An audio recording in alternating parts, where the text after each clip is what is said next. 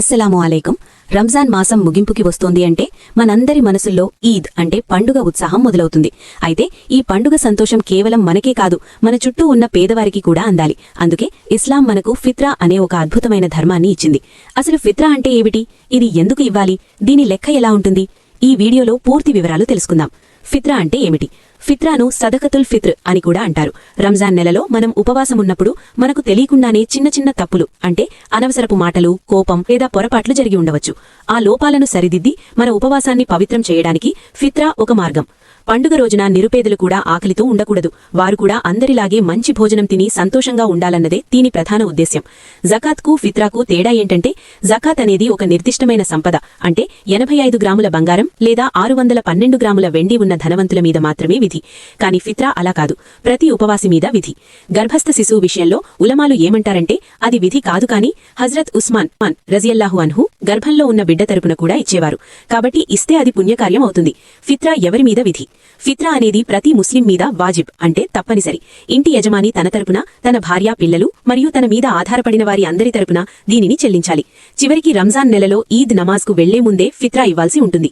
ఎవరి దగ్గరైతే తన అవసరాలకు మించి సంపద ఉంటుందో వారందరూ ఫిత్రా ఇవ్వాలి. ఎంత ఇవ్వాలి? ఫిత్రా ఎంత ఇవ్వాలనేది చాలా మందికి ఉండే సందేహం.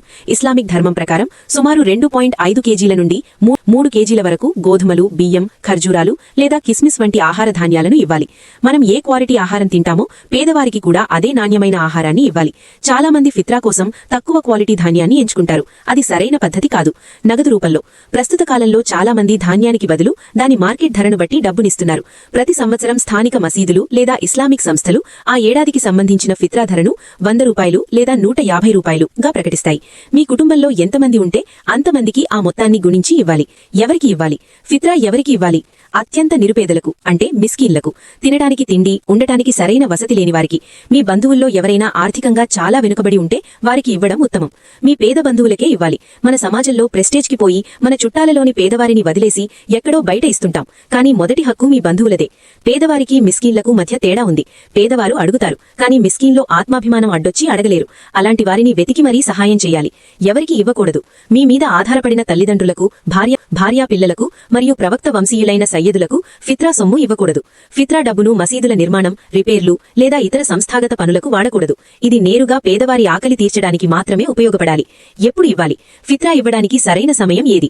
రంజాన్ చివరి రోజుల్లో లేదా ఈద్ కంటే 1-2 రోజులు ముందే ఇవ్వడం ఉత్తమం. దీనివల్ల పేదవారు పండుగకు కావలసిన వస్తువులను ముందుగానే కొనుక్కోగలుగుతారు. ఈద్ నమాజ్కు వెళ్లేలోపే ఫిత్రా ఇచ్చేయాలి.